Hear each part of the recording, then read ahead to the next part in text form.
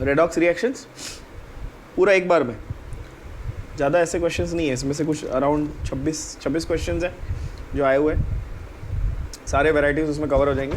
हाँ, रेडॉक्स का एक बात इंपॉर्टेंट है कि भाई आप वैसे तो अगर आप देखो तो ये चैप्टर से, रेडॉक्स चैप्टर टॉपिक से अगर आप देखो तो एक ही क्वेश्चन आने वाला है ना। एक क्वेश्चन तो श्योर है, नीट में आता ही है, मतलब एक वो ऑक्सीडेशन नंबर वाला वही आएगा। पर इसका एप्लीकेशन हमने ऑलरेडी इलेक्ट्रोकेमिस्ट्री में देख लिया, केमिकल बॉन्डिंग में देख लिया, है ना। जहाँ जहाँ आप कंपाउंड बनाओगे वहाँ पे आपको ऑक्सीडेशन नंबर तो पता होना चाहिए, ये तो आपने ऑलरेडी अप्लाई किया है कि नहीं, राइट।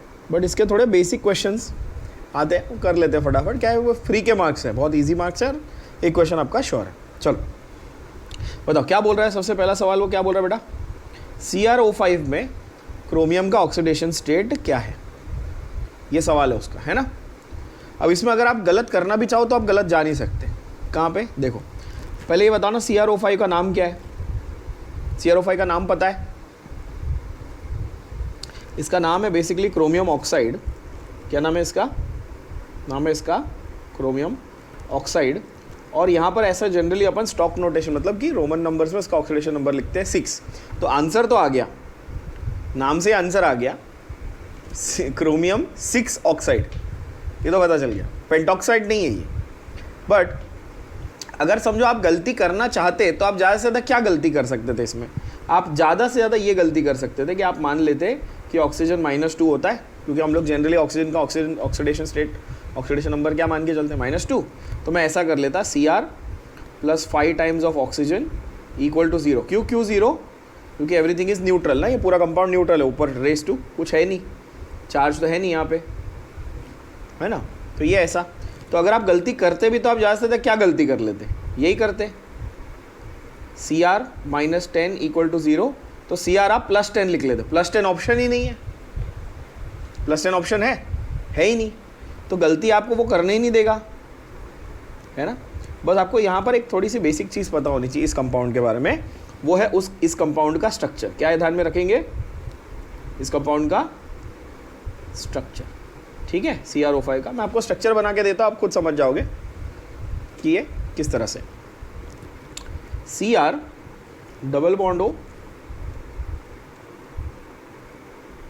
सिंगल बॉन्ड हो, और ये दोनों ऑक्सीजन के बीच में बॉन्ड है, इस तरह से।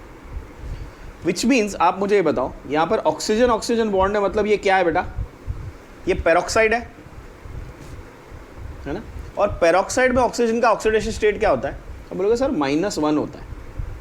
पेरोक्साइड में क्या होता है, -1, और ये ऑक्साइड है, इसका होता है -2। अब समझ गए, गिनो सबको, टोटल करो जल्दी जल्दी, -1 -1 -1 -1 और -2। समझ में आया कि आंसर आ गया, कितना है। तो ओवरऑल ऑक्सीजन का आपको -6 मिला, गिना आपने, तो क्रोमियम का क्या हो गया, है ना, क्रोमियम का क्या हो गया, +6। समझ में आया क्या,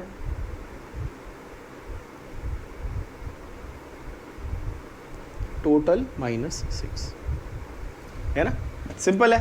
if you understand the structure the answer is very very easy. अच्छा, अगर कुछ दिमाग नहीं काम किया इसमें, ऐसा मान लो, चलो ऐसा मान लो, तो क्रोमियम की मैक्सिमम औकात ही +6 से, उससे ज़्यादा हो ही नहीं सकती, ठीक है। ये हो ही नहीं सकता था, -6 हो ही नहीं सकता था, ये बकवास ही है। तुम ज़्यादा से ज़्यादा कंफ्यूज हो जाते तो 6 और इसमें मैंने बताया कि गलती कर भी लेते तो +10 आपको कैलकुलेशन में आता, ठीक है। आपको इसमें गलती करने का कोई ज़्यादा स्कोप है नहीं इस सवाल में। आई होप ये क्लियर हुआ, यस। काफ़ी स्ट्रेट फॉरवर्ड, सिंपल है, ठीक है। स्ट्रक्चर ड्रॉ कर लेना बस ध्यान से, नहीं तो ध्यान में नहीं रहेगा, भूल जाओगे। अगला सवाल देखो क्या बोलता है, in acidic medium hydrogen peroxide changes dichromate to CrO5। अभी बताया था, डाइक्रोमेट से CrO5 में कन्वर्ट कर देता है, which has 2 oxygen, which has 2 OO bonds, है ना, यहाँ पे है ना, मैंने स्ट्रक्चर बना के दिखाया ना, ये OO बॉन्ड है, ये OO बॉन्ड है, प्रूव हुआ, सही है। Oxidation of Cr in CrO5 क्या है, सेम, +6, खत्म, है ना। तो ये सारी रामायण उसने तो टाइम पास के लिए दी तुमको। ये एसिडिक मीडियम में पेरोक्साइड आता है, डाइक्रोमेट को क्रोमियम 6 ऑक्साइड बनाता है, तुमको उससे क्या करना है। सवाल तो उसका घूम फिर के वही है कि CrO5 में ऑक्सीडेशन स्टेट ऑफ क्रोमियम क्या है, आंसर है +6, खत्म हो गई बात, स्ट्रेट फॉरवर्ड सिंपल है, देख पा रहे हो। और ये इसमें से एक सवाल आने वाला है, ये मैं आपको बता रहा हूँ। जो क्वेश्चन अभी करा रहा हूँ ना, या तो सेम टू सेम क्वेश्चन आ जाएगा, या एग्जैक्ट सेम पैटर्न का एक आधा फॉर्मूला यहाँ वहाँ, मतलब एक आधा मॉलिक्यूलर फॉर्मूला यहाँ वहाँ करके वो पूछ लेगा। ये कर लो, ये इस चैप्टर का एक सवाल तो पक्का है और मार्क्स भी डन हो गए आपके। सही है ना? चलो अगला देखें क्या बोलता है। Oxidation state of Fe in Fe3O4। Fe3O4 compound कैसा है? कोई चार्ज है कि न्यूट्रल है? कोई कंपाउंड के ऊपर कोई चार्ज लिखा है? नहीं, न्यूट्रल है। मतलब सीधा इक्वल टू क्या लिख देंगे? 0, है ना। कितने आयन हैं? 3। कितने ऑक्सीजन हैं? 4। मैं ऑक्सीजन को जानबूझ के OX लिख रहा हूँ, ध्यान देना, O नहीं लिख रहा हूँ, नहीं तो आप क्या सोचोगे, सर 0 तो नहीं है, O नहीं लिख रहा हूँ। समझ गए ना? ऑक्सीजन को मैं क्या लिख रहा हूँ? OX। क्लियर? क्या मुझे पता है कि ऑक्सीजन को मैं बाय डिफॉल्ट क्या मानता हूँ? -2 मानता हूँ, बोलो हाँ या ना। और 3 Fe, आंसर आ गया 3 Fe -8 = 0 Fe। 8 वो बाजू जाएगा, प्लस हो जाएगा, और Fe कितना हो जाएगा? /3, मतलब आंसर आ गया ऑप्शन डी 8/3। क्या ये समझ में आया? यस, बढ़िया, इजी है ना, एकदम सिंपल सवाल। और ये मैंने बता रहा हूँ ना, ये मतलब पिछले 35 साल के सारे सवाल है, इसमें कोई ये नहीं है, ठीक है। 34 साल में 26 क्वेश्चन आए, इतने ही करने। बताओ, K2Cr2O7 में, K2Cr2O7 इस पोटेशियम डाइक्रोमेट, यस। इसमें क्रोमियम का ऑक्सीडेशन स्टेट क्या है? बस बहुत इजी, सेम फंडा। अगेन क्या क्या आइडिया लगाने? पूरा कंपाउंड कैसा है? न्यूट्रल है, तो इक्वल टू क्या करेंगे? 0। कितने पोटेशियम है? 2। कितने क्रोमियम है? 2। कितने ऑक्सीजन है? 7। पोटेशियम ग्रुप 1 का एलिमेंट है, तो उसका नंबर +1। क्रोमियम का मुझे ढूंढना है, ऑक्सीजन का मुझे मालूम है -2, है ना। पोटेशियम 2 थे, इंटू +1, 2 क्रोमियम -7, ये 0। सो 2 + 2 Cr -14 = मतलब मैं बहुत बेसिक, बहुत डिटेल में लिख रहा हूँ। इतना डिटेल में लिखने की वैसे ज़रूरत नहीं है, पता है ना, मैं लिख रहा हूँ, आप तो शॉर्ट में सॉल्व करोगे। Cr क्या होगा बताओ? 12 वो बाजू जाएगा, /2 हो जाएगा, यानी कि +6। आंसर कितना आया? +6। मैंने ये बार बार कहा, ऑलरेडी कह चुका हूँ कई बार, क्या कि क्रोमियम का +6 से ज़्यादा वैसे भी नहीं आ सकता। मतलब कि ये तो वैसे भी बकवास था, है ना। क्रोमियम का या तो +3 आता है या तो +6 आता है, यही 2 आंसर आते हैं वैसे भी। आपके सामने यहाँ पे प्रूव करके मैंने दिखा दिया, ठीक है। अगला सवाल क्या बोलता है? देखो, विच of the following is redox reaction? तो डेफिनेशन ऑफ रेडॉक्स हो गया, यस। क्या हुआ ये डेफिनेशन ऑफ रेडॉक्स? जब ऑक्सीडेशन रिडक्शन दोनों हो तो उसको क्या बोलेंगे? क्या बोलेंगे अपन? रेडॉक्स, ठीक है। अगला सवाल क्या बोल रहा है? Without losing its concentration ZnCl2 can not be kept in contact with. अच्छा सवाल है, सवाल को समझना अच्छे से। Without losing its concentration ZnCl2 can not be kept in contact with. इसका मतलब क्या है कि भाई ऐसा कौन है जो जिंक क्लोराइड में से जिंक की कॉन्सेंट्रेशन को कम कर पाए? ये सवाल समझ में आ रहा है क्या? क्वेश्चन को पहले समझो। विदाउट लूजिंग, है ना, without losing can not be kept. अगर वो रख सकते, इसका मतलब वो जिंक को डिस्प्लेस नहीं कर रहा है। जिसमें नहीं रख सकते, किसमें आप नहीं रख सकते हो? ये हमने इलेक्ट्रोकेमिस्ट्री में किया है, हिंट मिल गया होगा। मैंने इलेक्ट्रोकेमिस्ट्री में EMF सीरीज बताया था, इलेक्ट्रोकेमिस्ट्री के क्वेश्चन आपने किए ना अभी, उसमें मैंने EMF सीरीज बताया था। उसमें क्या बताया था याद है? लिटिल पॉप कनेडियन स्टार, ऐसा पूरा एक ये बताया था, है ना। मेड ऑल जुलूज इन टाउन, इन मतलब ion, town crazy for his car. तो जिंक को डिस्प्लेस, फंडा समझना, कैन नॉट बी केप्ट मतलब ZnCl2 cannot be stored or cannot be kept with, ठीक है, विद दैट मेटल या दैट एलिमेंट जो उससे ज्यादा रिएक्टिव हो और उसको डिस्प्लेस कर सके। सही बात है।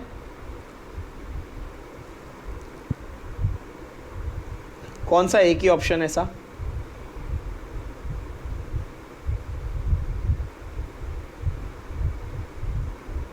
अब हमें ये तो पता है कि गोल्ड और सिल्वर ये तो इनर्ट मेटल्स होते हैं, तो बिल्कुल रिएक्ट नहीं करते, इनकी औकात है जिंक को डिस्प्लेस करने की। ये तो इनर्ट मेटल्स होते हैं ना गोल्ड और सिल्वर, तो है कि नहीं? ये तो हाइड्रोजन को नहीं हटा पाएंगे, जिंक तो बहुत दूर की बात है। यहाँ पर एक ही है जिसके अंदर जो बाहुबली है, जो इस कटप्पा को हरा सकता है। कटप्पा को नहीं, किसको, क्या नाम था उसका, वो बॉडी बिल्डर जो था उसका नाम क्या था, भूल गया मैं, जो भी हो, राणा डग्गूबट्टी जो हीरो है ना, उसका नाम कैरेक्टर का भूल गया, तो वो उसको हरा देगा। ये हमारा बाहुबली है। कौन? एल्यूमिनियम। क्यों? क्योंकि ईएमएफ सीरीज में, रीजन भी लिख लेना, रीजन क्यों, जो आपकी ईएमएफ सीरीज थी ना, जो इलेक्ट्रोकेमिस्ट्री की सीरीज थी, एक्चुअली रेडॉक्स का क्वेश्चन ये ईएमएफ सीरीज का क्वेश्चन हो गया, बट इसमें कॉन्सेप्ट रेडॉक्स का लग रहा है, समझ गए ना? इन ईएमएफ सीरीज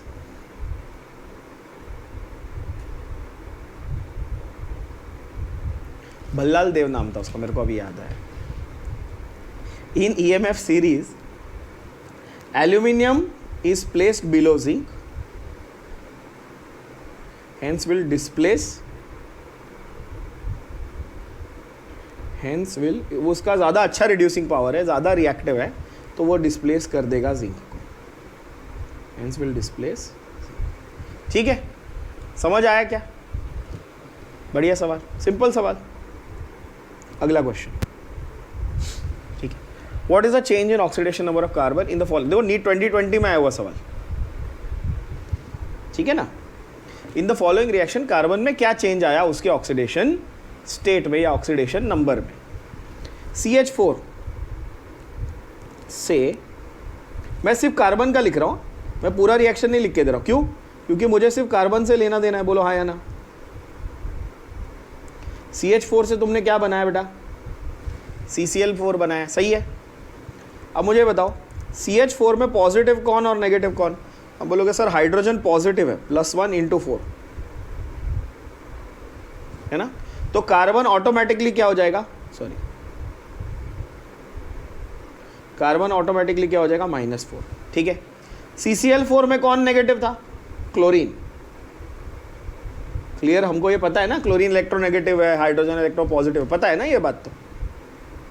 तो कार्बन क्या हो जाएगा, +4। So carbon went from -4 to +4। क्या ये बात समझ में आई क्या? तो आंसर क्या आया, ऑप्शन सी, यानी कि -4 to +4। Easy, simple enough to understand. बोलो हाँ या ना। बहुत बढ़िया, दैट इज ऑप्शन सी। अगला सवाल देखें, बड़ा सा स्ट्रक्चर बनाया हुआ है, डरावना दिख रहा है लेकिन बहुत ही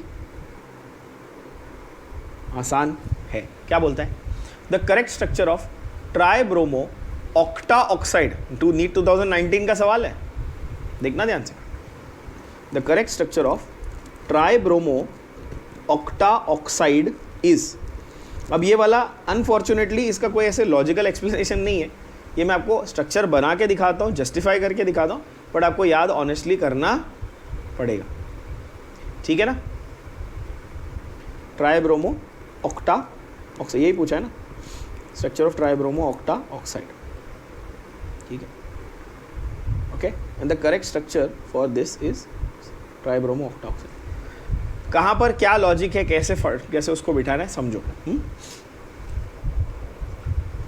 ब्रोमीन जो है आपका, ब्रोमीन, उसके आउटर मोस्ट शेल में कितने इलेक्ट्रॉन होते हैं बेटा? तो बोलोगे 7 इलेक्ट्रॉन्स, क्योंकि 7 तो उसकी मतलब 7 उसके वैलेंस इलेक्ट्रॉन है, वैलेंसी 1 है, 7 उसके वैलेंस इलेक्ट्रॉन, मतलब ब्रोमीन मैक्स टू मैक्स मेरे कितना बना सकता है, 7 बॉन्ड्स बना सकता है, ठीक है। अब अगर मैं फर्स्ट इसको स्ट्रक्चर को देखूं तो यहाँ पर ब्रोमीन ने 1 2 3 4 5 6 और 7 बॉन्ड बना लिए, बट ये वाले ब्रोमीन ने 1 2 3 4, ये वाले ब्रोमीन ने 1 2 3 4 5 6, तो डिस्ट्रीब्यूशन ऑफ इलेक्ट्रॉन्स जो है वो स्टेबल नहीं हुआ, स्टेबल तरीके से नहीं हुआ, सारे ब्रोमीन की वैलेंसी भी कंप्लीट नहीं हुई और फॉर्मल चार्जेस भी बहुत सारे रह गए, है ना? सही बात है। तो आप अगर वैसे देखोगे लॉजिकली तो आपको समझ में आ जाएगा कि ये करेक्ट स्ट्रक्चर ऐसा क्यों बोला गया है।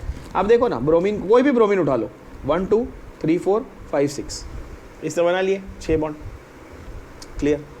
ये वाले ब्रोमीन ने 1 2 3 4 5 6 7, ये वाले ब्रोमीन ने 1 2 3 4 5 6 7 बॉन्ड्स बना लिए। सारे ऑक्सीजन ने 2 बॉन्ड बना लिए। पूरा का पूरा स्ट्रक्चर जो है वो कंप्लीट हुआ। बीच वाले ब्रोमीन का एक बॉन्ड अभी भी बाकी है ना, बीच वाले ब्रोमीन का एक बॉन्ड अभी भी क्या है, बाकी है। बट अगर मैं कंपैरिजन करूं, देखूं, तो सबसे ज़्यादा स्टेबल स्ट्रक्चर यही फील हो रहा है क्या? देख लो, यहाँ पर भी गड़बड़ है, फॉर्मल चार्ज निकल रहा है बीच वाले ब्रोमीन के सारे स्ट्रक्चर, मैक्सिमम पॉसिबल। वो 6 से ज़्यादा तो वैसे भी नहीं बना सकता था ना बीच वाला, कहाँ बना ही नहीं सकता था, है ना।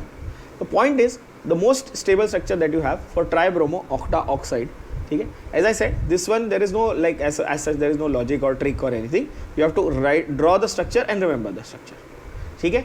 तो आगे अगर उनको ऐसा क्वेश्चन सिमिलर रिपीट करना हो तो आपको सीधा फंडा क्या लगाना कि भाई जितने भी मैक्सिमम पॉसिबल बॉन्ड्स बन रहे आप बना दो। काफ़ी स्ट्रेट फॉरवर्ड सिंपल बात। यस, ठीक है। अगला सवाल,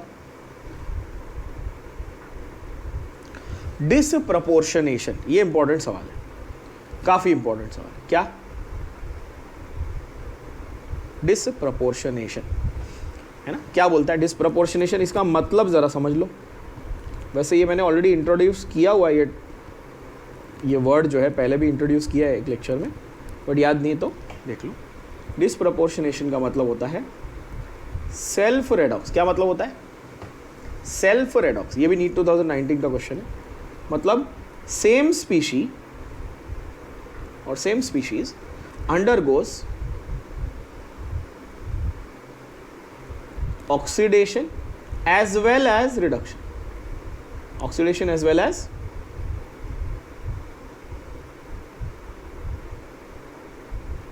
अगेन आप याद करोगे तो मैंने आपको ये सिमिलर फंडा अभी इलेक्ट्रोकेमिस्ट्री में हाल ही में कराया, ठीक है, जहाँ पर हमने कॉन्सेंट्रेशन सेल में डिसप्रपोर्शनेशन रिएक्शन होता है ऐसा बोला था। याद नहीं तो जाके वो वाला एक बार रिवाइज कर लेना ज़रूर, वो शीट जो है उसमें से रिवाइज करना कि डिसप्रपोर्शनेशन रिएक्शन क्या होता है, सेल्फ रेडॉक्स, ठीक है। अब यहाँ पर सवाल क्या पूछ रहा है, आप देखो बहुत ईजी हो जाएगा ये, कि कौन सा ऐसा रिएक्शन है इसमें चारों में जहाँ पर सेम ही सब्सटेंस रिड्यूस भी हो रहा है, ऑक्सीडाइज भी हो रहा है। क्लियर? क्वेश्चन समझ में आया क्या? अच्छा, फंडा क्या लगाना है इसमें? फंडा अगर वैसे तो बहुत ज़्यादा बेसिक हो गया है, स्कूल लेवल पे भी आना चाहिए, बट बता रहा हूँ फंडा क्या लगाना है। अगर ऑक्सीडेशन नंबर कम हुआ तो उसको रिडक्शन बोलना, क्या बोलेंगे? और ऑक्सीडेशन नंबर बढ़ा तो उसको क्या बोलेंगे, है ना। ये तो बेसिक डेफिनेशन। अब इसको अप्लाई करते, ये प्लस से +1, +1 से 0 गया एक कॉपर, और +1 से +2 गया, मतलब 2 कॉपर थे तुम्हारे पास, एक ऑक्सीडाइज हुआ दूसरा रिड्यूस हुआ, तो ये डिसप्रपोर्शनेशन है। सिंपल। अब तो अप्लाई कर लोगे, दिमाग लगा लो, है ना। सिंपल बात हो गई कि नहीं। ये तुम्हारे पास कॉपर है, ये +1 से +2 गया मतलब ऑक्सीडाइज हुआ, ये 0 रिड्यूस हुआ। समझ में आया क्या? ये सुनो, तो 1 तो है। अच्छा, आप नोटिस करेंगे 1 सब में, क्योंकि उसको पता 1 इतना इजी कि हर बच्चा कर लेगा। समझ रहे हो? मतलब 1 मिस कर दिया तो ऐसा फिर कांच में देख के ऐसा खुद को थोड़ा सा बोलो कि शर्म करो, ऐसा 1 मिस नहीं करनी, है ना। एक सेकंड, क्वेश्चन मेरा फिर से वो यहाँ वहाँ हो जाता है यार, क्या दिक्कत है। हाँ, है ना। अच्छा, सेकंड वाला देखते हैं।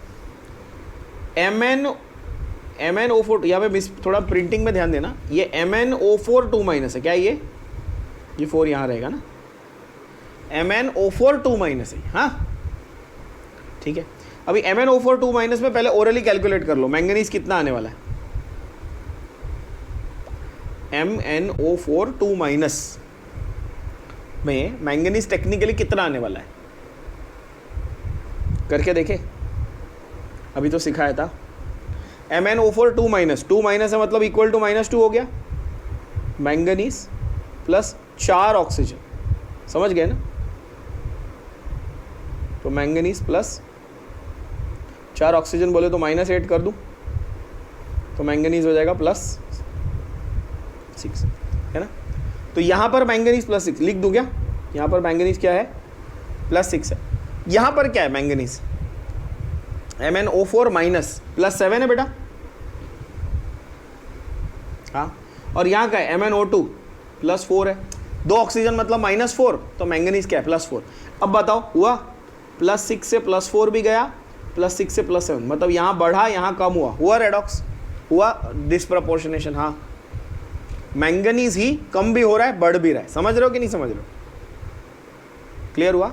मैंगनीज +6 से +7 गया मतलब मैंगनीज बढ़ा, ऑक्सीडाइज हुआ, और यही मैंगनीज +6 से +4 गया मतलब रिड्यूस भी हुआ। सही है कि नहीं हुआ?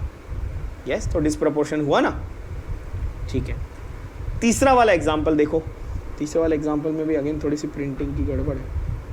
ये एरो यहाँ आना चाहिए, है ना, वो एरो ऊपर चला गया है थोड़ा, देख लो, ये वाला यहाँ आ गया ना।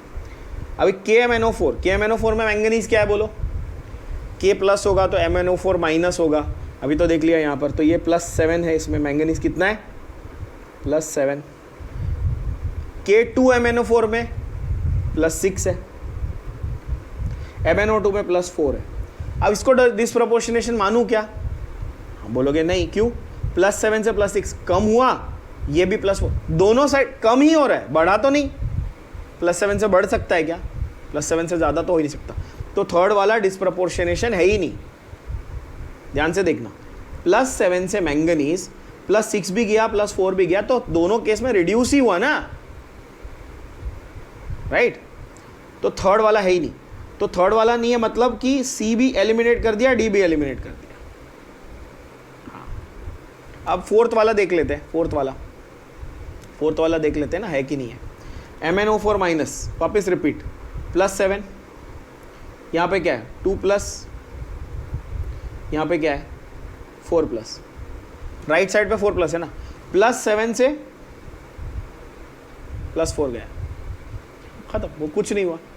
तो आंसर क्या आएगा? ओनली 1 और 2, यानी कि ऑप्शन बी, खत्म। समझा क्या? अब एक आर्ग्यूमेंट ये आएगा आपका, एक आर्ग्यूमेंट ये भी आएगा कि सर ये +2 से +4 गया ना, तो भाई मेरे ये +2 वाला मैंगनीज नहीं है, ये वाला मैंगनीज यहाँ गया है।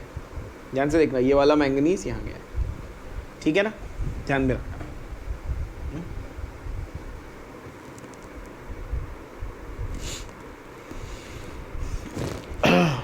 तो आंसर होना चाहिए बी, यानी कि 1 और 2 ओनली। अगला सवाल देखें क्या बोलता है।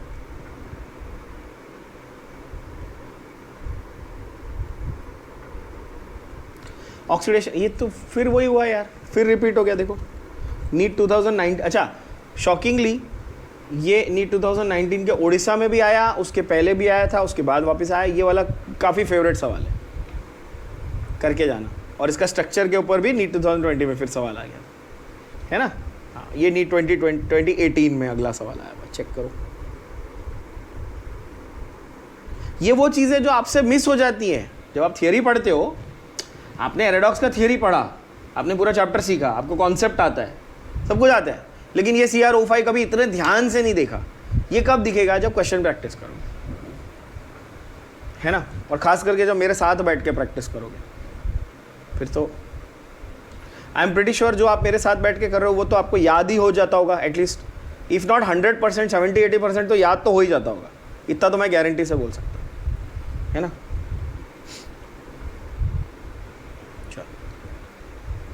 Correct order of nitrogen compounds in its decreasing order of oxidation. Oh, प्यारा क्वेश्चन।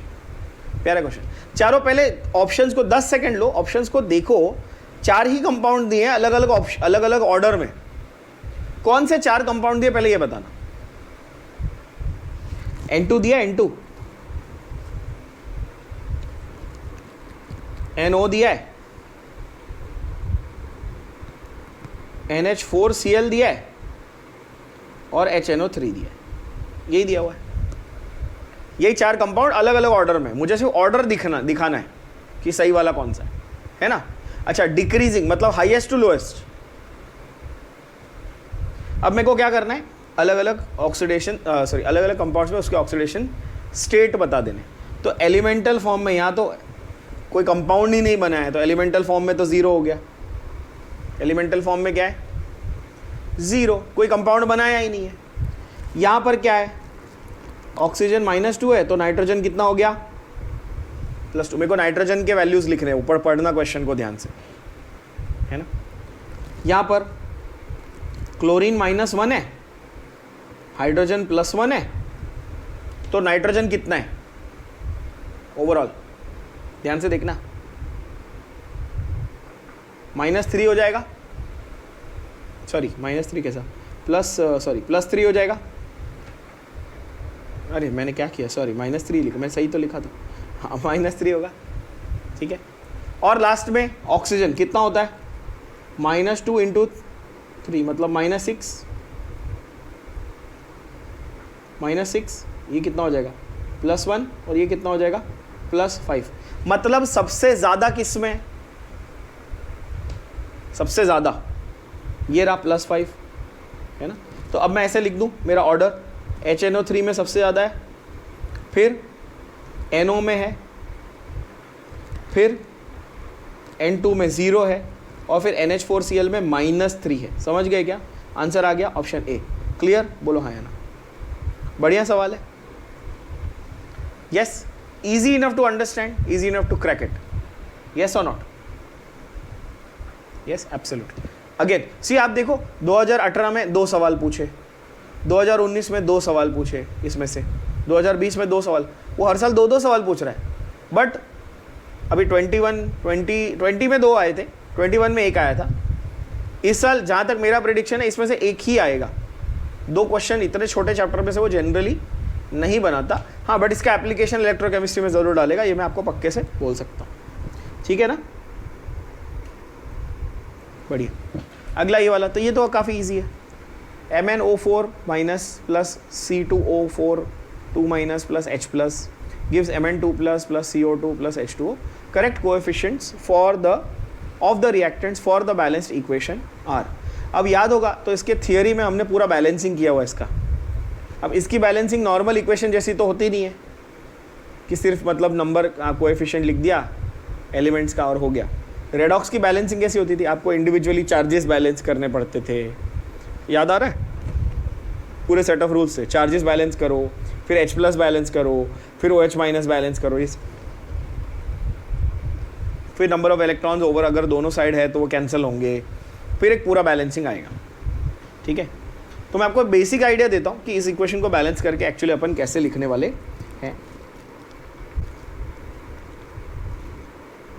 C2O4 क्या है? पिछले लेक्चर में भी किया था, ऑक्सलेट। C2O4 क्या है ना, ऑक्सलेटो, उसका ये फॉर्म है, कौन सा? लाइगेंड फॉर्म है।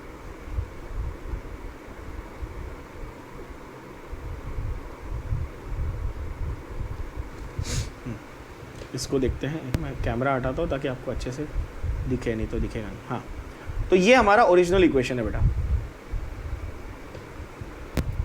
अब सबसे पहले मेरे को इंडिविजुअल एलिमेंट्स को बैलेंस करना है। यहाँ पे मैंगनीज 1 है, मैंगनीज 1 है, मैंगनीज को बैलेंस करने की ज़रूरत नहीं है, चेक करो, ठीक है। यहाँ पे कार्बन कितने हैं? 2। मेरे को सबसे पहले क्या करना है, कार्बन को यहाँ पर मैं 2 लिख दूंगा, ठीक है। ये फाइनल इक्वेशन नहीं है मेरा, मैं एक एक करके आपको स्टेप बाय स्टेप सिखा रहा हूँ। 2 कार्बन हो गए, ठीक है। फिर एलिमेंट्स, ऑक्सीजन हाइड्रोजन को छोड़ के बाकी सारे एलिमेंट्स बैलेंस हो गए क्या? ठीक है। फिर ऑक्सीजन चेक करना है, ऑक्सीजन कितने बताओ? यहाँ पे 4, यहाँ पे कितने? 4, कितने हुए? 8। यहाँ पे 2 और 2, 2 2 4, और एक ये 5, मतलब कितना हो जाएगा? मतलब 3 वाटर और ऐड कर दूंगा तो मेरे ऑक्सीजन इक्वल हो गए, है कि नहीं? समझ में आई बात? फिर से देखना, है ना। फिर आप क्या करोगे? आपने ऑक्सीजन इक्वल किए, जैसे कि यहाँ पे 3 ऑक्सीजन, 2 2 4 ऑक्सीजन प्लस 1 1 5, 3 + 1 4 + 4 8, और यहाँ पे कितने हुए? 8, है ना। ऑक्सीजन बैलेंस हो गए ना ऐसे, बरोबर बोल रहा हूँ? C2O4, हाँ बरोबर। अब फंडा समझना ज़रा। अब मेरे पास चार्जेस देखो यहाँ पे, मतलब सॉरी हाइड्रोजन, अब हाइड्रोजन इम्बैलेंस हो गए ना, कितने देखो यहाँ पर H2 2 और 3 H2 कितने हुए? 6, 2 और 6 कितने हुए? 8, और यहाँ पर मेरे को ये 1 है ना, तो मेरे को 7 और लिखने पड़ेंगे, बराबर। टोटल में क्या करूँगा, 8 हो गए ना टोटल, मतलब मैं 7 और ऐड कर दूंगा ना ऐसे, +7H+, तो मैं टोटल 8 लिख दूंगा ऐसा। यहाँ तक क्लियर हुआ? यस। अच्छा, ये सारा पूरा फंडा करने के बाद, ध्यान से सुनना, ये पूरा सारा फंडा करने के बाद क्या मेरे पास चार्जेस बैलेंस होंगे? बोलोगे नहीं, क्यों? क्योंकि यहाँ पे 8H+, 8 + 2 माइनस कितना हुआ, ये 8 प्लस और 3 माइनस मतलब ओवरऑल 5 चार्ज हुआ, क्योंकि यहाँ पे तो +2 है ना। तो मेरे को चार्जेस बैलेंस करने के लिए भी कुछ स्टोइशियोमेट्रिक कोएफिशिएंट्स लिखने पड़ेंगे। तो आप अगर इंडिविजुअली एक एक स्टेप को बैलेंस करते जाओगे, अब मैं पूरा आपको वो पका नहीं रहा, आप अगर एक एक स्टेप पे पूरा का पूरा बैलेंसिंग करते जाओगे according to those rules, you will get 2 5 16 again 2 10 5 2 ज़ा 10 ना, हाँ, फिर और 8, इस तरह से। समझे बात को? अब काउंट करो, मुझे बताओ, काउंट करते जाओ। देखो, मैंगनीज 2 के 2 खत्म, सही है। कार्बन कितने, 5 2 ज़ा 10, ये 10, सही है। ऑक्सीजन कितने, 2 4 ज़ा 8, 5 4 ज़ा 20, कितने, 28। यहाँ पर 10 2 ज़ा 20 और ये 8, कितने हुए, 28। समझ में आ रहा है? ठीक है। हाइड्रोजन यहाँ पर 16, यहाँ पर 8 2 ज़ा 16, 16। समझ में आया? बोलो हाँ या ना। अच्छा, चार्जेस चेक करो, 16 + 5 × 2 मतलब 10 माइनस और ये, तो 10 माइनस और 2 माइनस यानी 12 माइनस और 16 प्लस, मतलब ओवरऑल कितने, +4। समझ गए? और ये देखो 2 2 ज़ा 4 +4। मैंने क्या किया, सिर्फ मैंगनीज को 2 से मल्टीप्लाई किया था चार्जेस को बैलेंस करने के लिए, तो उसके लिए यहाँ करना पड़ा, फिर उससे मेरे को ऑक्सीजन को चेंज करना पड़ा, उससे मेरे को कार्बन को चेंज करना पड़ा, और सब चीज़ मेरी चेंज हो गई उस हिसाब से, है ना। यही फंडा था। तो अब ये जो नंबर मैंने रेड में लिखे, ये आपके स्टोइशियोमेट्रिक कोएफिशिएंट आ गए बेटा। मैंगनीज, कार्बन डाइऑक्साइड और H+। क्या आया, 2 5 और 16 है, 2 5 और 16 ऐसा आंसर, 2 5 और 16, यस आंसर आ गया ऑप्शन बी। समझ गए? यस और नो? बढ़िया सवाल है ना। ओके, अगला नेक्स्ट क्वेश्चन क्या बोलता है, देखो। पूरा hot concentrated sulphuric acid is a moderately strong oxidising agent है, होता है ऑफकोर्स, हमको पता है। कॉन्सेंट्रेटेड सल्फ्यूरिक एसिड जो है वो ठीक, वो डिहाइड्रेटिंग एजेंट बहुत अच्छा है। By the way sulphuric acid को और क्या बोलते हैं, किंग ऑफ केमिकल्स बोलते हैं। ये सवाल आया हुआ है, ध्यान में रख लेना, सिखाया मैंने आपको, ये पी ब्लॉक में भी सिखाया हुआ है ना। तो मुद्दा ये है कि आपको सल्फ्यूरिक एसिड का उन्होंने ये दिया हुआ है कि भाई strong oxidising, moderately strong oxidising agent तो है, बट इनमें से ऐसा कौन सा रिएक्शन है जिसमें उसका ऑक्सीडाइजिंग बिहेवियर नहीं दिख रहा। क्या नहीं दिख रहा? मतलब कि सल्फ्यूरिक एसिड जिस चीज के साथ रखा हुआ है ना, वो चीज ऑक्सीडाइज नहीं हो पा रही। सवाल समझ में आया? अगर मुझे ये प्रूव करना है कि सल्फ्यूरिक एसिड का ऑक्सीडाइजिंग बिहेवियर हुआ, इसका मतलब जिस भी कंपाउंड के साथ या जिस भी मेटल या जिस भी मटेरियल के साथ उसको रखा था उसका ऑक्सीडेशन होना चाहिए। तो फंडा क्या था, याद करो, फंडा क्या था, ऑक्सीडेशन कैसे प्रूव करूंगा मैं? अगर ऑक्सीडेशन नंबर बढ़ा तो ऑक्सीडेशन हुआ, बरोबर ना। तो मुझे यहाँ पर बताना है कि किसमें ऑक्सीडेशन हुआ या नहीं हुआ है। Does not show oxidation. अच्छा, कॉपर ये सिर्फ एलिमेंट था तो 0, CuSO4 में कॉपर क्या, +2, बढ़ा 0 से +2 गया तो ऑक्सीडाइज हुआ है। यहाँ पर सल्फर एलिमेंट था, एलिमेंट का क्या होता है, 0। यहाँ पर SO2 में कितना होता है, +4, 0 से +4 गया बेटा, बढ़ा, सही है। अच्छा, यहाँ पर कार्बन एलिमेंट है 0, CO2 में कितना होता है, +4, 0 से +4 गया, बढ़ा, यस। यहाँ पर CaF2 कैल्शियम +2 है क्योंकि फ्लोरीन -1 × 2 है, बरोबर ना, फ्लोरीन -1 होता है, हैलोजन है ना। तो कैल्शियम कितना था यहाँ पे, +2। यहाँ पर भी सल्फेट -2 होता है तो कैल्शियम कितना है, +2। यानी कि मैं बोल सकता हूँ कैल्शियम +2 का +2 ही रहा। सल्फ्यूरिक एसिड के आने से कैल्शियम को तंबूरा फर्क नहीं पड़ा, बोलो हाँ या ना। क्या वो ऑक्सीडाइज हुआ? नहीं, वो अपनी जगह पे अपनी औकात पे मेंटेन्ड रहा, है कि नहीं। कैल्शियम से किसी ने पूछा कहाँ रहते हो, सर औकात में रहता हूँ, +2 पहले भी था, अभी भी +2 हूँ, नहीं छोड़ूंगा, सही कि नहीं, है ना। देखो नीट 2016 का पहला अच्छा सवाल, मतलब इजी सवाल है ना।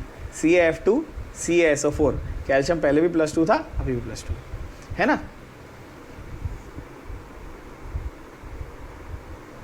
ओके, अगला सवाल क्या बोलता है, H2O2 + O3 हाइड्रोजन पेरोक्साइड में आपने ओजोन डाल दिया तो वाटर प्लस ऑक्सीजन बना, ठीक है।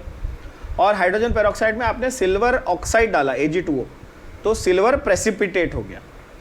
अब यहाँ पर ये क्या बोल रहा है, अरे बड़ा इजी सवाल है, क्या वो बोल रहा है, hydrogen peroxide in the above reactions is acting as, या फिर उसका रोल क्या है, वो यही पूछ रहा है ना, ठीक है। तो पहले हमें सेकंड इक्वेशन को आपको देख के समझा देता हूँ तो आपको इजी लगेगा। सेकंड इक्वेशन को देख के आपको आंसर वैसे तो समझ में आ ही जाएगा। Ag2O में ऑक्सीजन कितना था, आप बोलोगे सर -2, तो सिल्वर कितना था +1, समझे। और जब वो एलिमेंटल फॉर्म में आ गया तो 0, ये तो बता दिया ना, एलिमेंटल फॉर्म में 0, ये तो दिमाग में घुस गया होगा, अभी 5 क्वेश्चन में लगातार आया ये, है ना। तो ये +1 से 0 गया, सिल्वर को क्या हुआ, +1 से 0, मतलब हाइड्रोजन पेरोक्साइड की वजह से सिल्वर रिड्यूस हुआ कि नहीं हुआ। तो हाइड्रोजन पेरोक्साइड रिड्यूसिंग एजेंट है, सेकेंड इक्वेशन में हाइड्रोजन पेरोक्साइड रिड्यूसिंग एजेंट है। क्या ये बात से आप कंफर्म समझ में आ रहा है, मतलब रिड्यूसिंग इन 2 या रिड्यूसिंग इन बोथ, मतलब बी और डी तो गलत हो गए, ये तो पक्की बात है। ऑक्सीडाइजिंग इन 2 तो है ही नहीं, ऑक्सीडाइजिंग इन बोथ तो है ही नहीं, क्योंकि सेकंड वाले में रिडक्शन है, ये मैं कंफर्म बता सकता हूँ, बोलो हाँ या ना, गया भेजे में या नहीं। अब मेरे को ए और बी में से चेक कर, ए और सी में से चेक करना है। मैं पहले वाले क्वेश्चन को उठा के देखता हूँ क्या हो रहा है, मुझे बताना। यहाँ पर ओजोन में ऑक्सीजन एक्चुअली अपने एलिमेंटल फॉर्म में ही है, तो 0। वाटर में ऑक्सीजन अपने एलिमेंटल फॉर्म में क्या हुआ, -2, 0 से -2 गया, मतलब रिड्यूस हुआ। हाइड्रोजन पेरोक्साइड के प्रेजेंस में ऑक्सीजन रिड्यूस होकर ऑक्साइड बन गया। क्या ये बात से आप कन्विंस्ड हो, समझ में आया। In first one, oxygen went from 0 to -2. In first equation, oxygen went from 0 to -2 means reduction हुआ। और in second equation, सिल्वर है ना, सिल्वर गया कहाँ से, +1 से 0, इसका भी रिडक्शन हुआ। मतलब हाइड्रोजन पेरोक्साइड में पेरोक्साइड ने दोनों केस में रिड्यूसिंग एक्शन दिखाया, मतलब आंसर इज ऑप्शन सी। समझ में आया क्या, यस, स्ट्रेट फॉरवर्ड, सिंपल। 2014 में दोबारा again 2 question back to back हैं, देखो इसी चैप्टर से। क्या बोलता है, पेयर ऑफ कंपाउंड्स दैट, ये क्या है, the pair of compounds that can exist together, मतलब कि पहला वाला जो है वो दूसरे वाले के साथ रिएक्ट नहीं करेगा या उसको डिस्प्लेस नहीं करेगा, यही सवाल है ना, समझा कि नहीं समझा, यस। अच्छा, आप बोलोगे सर ऐसे तो दुनिया का कोई भी कॉम्बिनेशन होगा, अगर पहला दूसरे को रिड्यूस नहीं करा तो दूसरा ये वाला इसको रिड्यूस करेगा, ऐसा तो लॉजिक होना चाहिए था EMF सीरीज के हिसाब से। बट यहाँ पर वो लोग स्मार्ट है, वो लोग घोचू नहीं है, वो लोग ने आपको सिर्फ EMF सीरीज के हिसाब से मेटल्स को जज करने नहीं बोला है, उन्होंने इंडिविजुअल आपको ऑक्सीडेशन स्टेट्स भी दिए। कैसे दिए देखो ज़रा, मैं आपको एक एक ऑप्शन के हिसाब से करके बताता हूँ कि आपको एनालिसिस ऐसे क्वेश्चन में सोचना कैसे, दिक्कत कहाँ आती है। सर कॉन्सेप्ट आता है, क्वेश्चन आया तो दिमाग काम नहीं कर रहा कि सोचना शुरू कहाँ से करूँ, ये होता ना, तो वो सीखो कि ऐसा क्वेश्चन आया तो इसमें EMF सीरीज वाला लॉजिक लगा पाऊंगा क्या, पहले तो सोचो। अब बोलोगे सर आयन और टिन में, हाँ आयन पहले आता है टिन बाद में आता है, तो आयन टिन को डिस्प्लेस करेगा, तो they can not exist together, सही बोल रहा हूँ। तो मैं तो ऐसा फिर आर्ग्यूमेंट दूंगा ना तुमको, यहाँ पर टिन मर्क्यूरी को हटाएगा, यहाँ पर पोटेशियम आयन को हटाएगा, ऐसे तो दुनिया के कोई भी 2 कंपाउंड साथ में एग्जिस्ट नहीं करने चाहिए, तो इलॉजिकल हो गया ना, सही है, कोई ना कोई किसी को तो हटाएगा तो सही। पॉइंट इज यहाँ पर वो ये कहने की कोशिश कर रहा है कि कौन सा ऑलरेडी रिड्यूस फॉर्म में और कौन सा ऑलरेडी ऑक्सीडाइज फॉर्म में, आप चेक करो, आपको आंसर समझ में आएगा। इसमें क्या सोचना है ये समझो ना। देखो ऑप्शन ए में बेटा FeCl3 SnCl2 सही है कि नहीं, तो आप बोलोगे सर इसमें आयन जो है ना ये +3 है और टिन जो है ना ये +2 है, मतलब एक ऑक्सीडाइज फॉर्म है एक रिड्यूस फॉर्म है। समझ गए? तो इसमें आदान प्रदान होगा ना, आयन बोलेगा टीन को कि एक काम कर, तू ऑक्सीडाइज हो जा, मेरे को रिड्यूस कर दे, ऐसा कुछ तो चलेगा इनका, चलेगा कि नहीं चलेगा? समझ रहे हो बात? अब आप जज कर लोगे फटाफट, अब आप जज कर लोगे, बताओ, है ना? टिन और मर्क्यूरी, ये कितना हुआ +2, ये कितना हुआ +2। सही लिख रहा हूं कि नहीं लिख रहा हूं? ये वाला FeCl2 SnCl2 कितना हुआ बोलो? +2 +2। क्लियर है कि नहीं है? लास्ट वाला FeCl3 और KI में +1, FeCl3 में +3, है ना? सवाल उसका ये था आपसे कि उनमें से कौन से वाले इसमें क्या बोलते हैं, यहाँ पर एक चीज़ थोड़ी सी ट्रिकी हो जाएगी। तो ये तो समझ गए कि चलो ये गलत है, ये नहीं हो सकता, ये भी नहीं हो सकता, क्योंकि इसमें अलग अलग ऑक्सीडेशन नंबर है, या तो ये इसको ऑक्सीडाइज कर देगा, ये इसको रिड्यूस कर देगा, ये होने वाला है ना? यहाँ पर भी सेम फंडा होगा। बट बहुत इंपॉर्टेंट, कंफ्यूजन इनमें आएगा कि सर ये भी +2 है, ये भी +2 है ना? तो हम कैसे जज करें कौन एग्जिस्ट करेगा कौन नहीं करेगा? सवाल समझ में आ रहा है? मस्त सवाल है, ये कॉन्सेप्ट है ना इसमें, क्योंकि कंफ्यूजन भी उतना ही है। आंसर आपका ये आएगा। क्यों आएगा जरा समझना ढंग से, कायदे से। आयन में Fe में आपके पास क्या क्या ऑप्शन थे बताओ? मैं बोले सर मेरे पास +3 ऑप्शन भी था और +2 भी था, तो ये लोअर ऑक्सीडेशन स्टेट वाला नंबर था, बोलो हाँ या ना? और टिन में तुम्हारे पास क्या ऑप्शन थे? या तो +4 हो सकता था या +2 हो सकता था, तो ये भी लोअर वाला। तो ये दोनों सबसे लोअर मोस्ट ऑक्सीडेशन नंबर वाले अपने अपने एलिमेंट्स लेके आए हैं, तो ये साथ में रह सकते, एक दूसरे को रिड्यूस और एक दूसरे को छेड़ेंगे नहीं। समझ में आया? अरे बोलो हाँ या ना? क्या हुआ कि आयन जो है ये ऑलरेडी +2 है ना, तुम इससे नीचे इसको कहाँ लेके जाओगे? नहीं लेके जा सकते। टीन इसको +2 से नीचे नहीं ले जाएगा, आयन इसको +2 से नीचे नहीं ले जाएगा। समझ गए ना? लेकिन मर्क्यूरी में ये मत भूलना कि मर्क्यूरी में इससे तुमको और नीचे जाने का स्कोप है ना। मर्क्यूरी में +1 और +2 होता है, तो टीन क्या बोलेगा, एक काम कर भाई, तू +1 चला जा, मैं +2 से +4 चला जाता हूं, तो वो एक दूसरे का रिडक्शन ऑक्सीडेशन करेंगे। समझे? मस्त सवाल है, बढ़िया सवाल है, ठीक है, ओके। अगला देखें, A mixture of potassium chlorate. Potassium chlorate is KClO3. If you don't know, please note. Chloric acid last time बताया था, पर क्लोरिक एसिड है ना, स्ट्रॉन्ग एसिड होता है। क्लोरस, हाइपोक्लोरस, क्लोरस, क्लोरिक, पर क्लोरिक, पूरा 4 का लिस्ट लिख के दिया था। क्लोरिक का ये डेरिवेटिव हो गया क्लोरेट। ऑक्सैलिक एसिड तो पता ही है, COH, the simplest di carboxylic acid, oxalic, and sulphuric, and ये तीनों को क्या करा? हीट करा। तीनों को क्या किया? हीट किया। During the reaction which element undergoes the maximum change in oxidation number. सवाल समझ में आया क्या? Potassium chlorate, oxalic acid and sulphuric acid is heated. Now, one thing that these idiots have not mentioned is they are not separately heated. They are heated together. They are heated क्या? They are heated together. अच्छा, mixture लिखा है. Sorry, then I am the idiot. Sorry, I didn't read. मैं कहता हूँ, ये लोग नहीं, अच्छे लोग हैं. Mixture लिखा है ना, मैंने ध्यान नहीं दिया. हाँ, मिक्सचर लिखा है, सही बात है. KClO3, ऑक्सैलिक एसिड C2O4,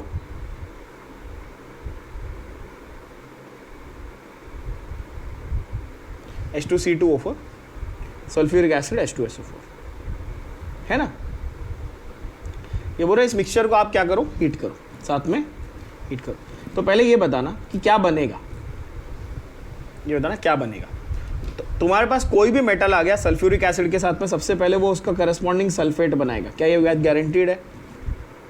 ये तो गारंटीड है। दुनिया जहान का कोई मेटल ले आओ, सल्फ्यूरिक एसिड के साथ हीट करो, उसका वो बनाने ही वाला है क्या, उसका करस्पॉन्डिंग सल्फेट सॉल्ट। फिर KCl भी बनेगा, तो भाई तुम्हारा जो भी पॉजिटिव नेगेटिव है KCl और K2SO4 ये तो बनेगा ही। आप बोलोगे सही है, ये तो बनेगा। और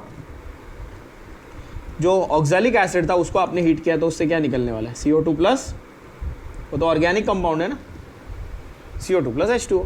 अब बैलेंसिंग कर लो फटाफट,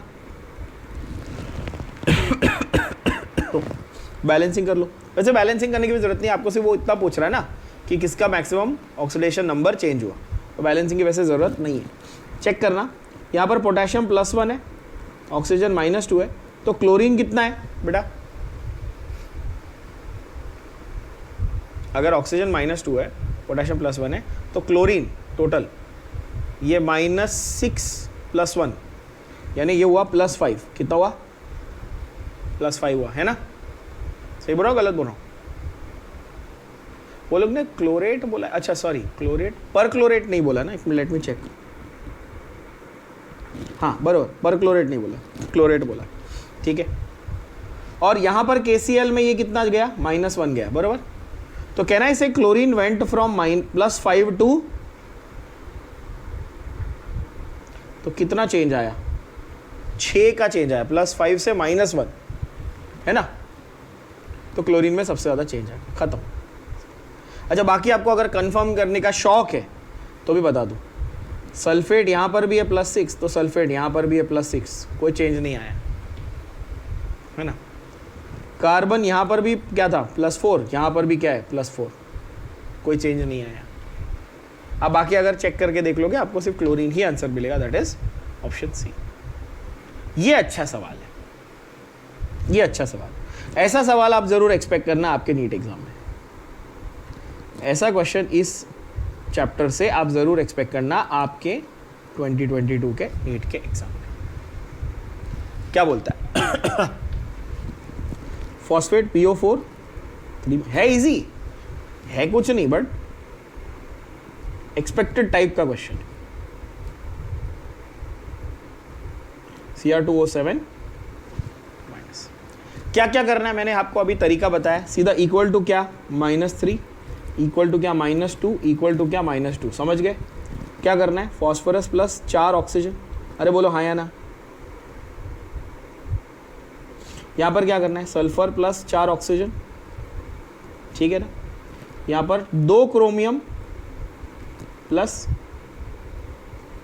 7 ऑक्सीजन, सही लिख रहा हूँ नहीं लिख रहा हूँ, है ना।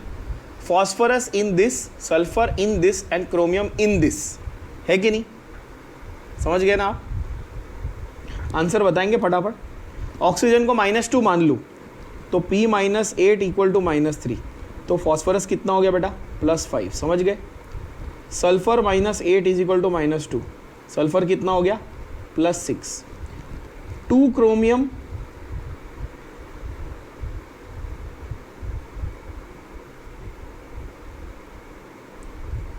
है ना, 7 ऑक्सीजन ना, 2 क्रोमियम -14 ना, तो -2। अच्छा यहाँ पर -14 नहीं रे बाबा, अच्छा इसमें भी तुमको ध्यान देना पड़ेगा ना, क्रोमियम में क्या 7 ऑक्सीजन को सीधा -2 नहीं ले सकते, क्यों, क्योंकि इसमें 5 तो नॉर्मल वाले और 2 पेरोक्साइड वाले, है ना, वैसा है ना, तो ये -14। हाँ चलो ठीक है, वैसे आप ले सकते हो, कोई दिक्कत नहीं है, अगर आप सिंपल करना है तो भी कर सकते थे, ठीक है। 2Cr -14 इक्वल टू -2, तो 2Cr इक्वल टू -2 और +14, ओवरऑल कितना हुआ +12, तो Cr कितना हो जाएगा ओवरऑल +6, है ना। तो क्रोमियम कितना आया, तो आंसर +5 +6 +6, आंसर क्या आया ऑप्शन डी, समझ गए क्या, +5 +6 +6, दैट इज ऑप्शन डी, सही है। और ये मैंने जैसे इधर मेथड किया वैसे ही करना, आई हैव सीन ऐसा आप लोग क्या, आप जनरली आप क्या करते हो कि let this oxidation number be x, ये वो सब नाटक मत करना, हाँ डायरेक्ट करना, इजी हो जाएगा और जल्दी हो जाएगा।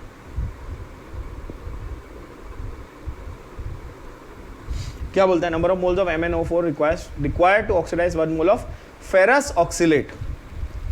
फेरस ऑक्सीलेट को ऑक्सीडाइज करना है इनटू व्हाट, क्या क्या उखाड़ लोगे फेरस ऑक्सलेट को ऑक्सीडाइज करके, ज्यादा से ज्यादा क्या बना लोगे, फेरस से फेरिक बना लोगे और क्या ही कर लोगे, सही है ना। फेरस से क्या करोगे, फेरिक बना लोगे। तो उसमें मैंगनीज जो है MnO4 उसका क्या होगा, वो क्या हो जाएगा, वो रिड्यूस हो जाएगा। और वो सामने वाले को ऑक्सीडाइज कर रहा है तो खुद क्या हो जाएगा, रिड्यूस हो जाएगा, है ना। अब यहाँ पर आपको ये मुद्दा है, यहाँ पर गलती कहाँ होगी, आप फेरस को फेरिक बनाने जाओगे लेकिन आपको वो पूछ क्या रहा है, MnO4 में क्या चेंज आया आपको वो पूछ रहा है। तो आपको MnO4 के बारे में पता होना चाहिए, समझे क्या।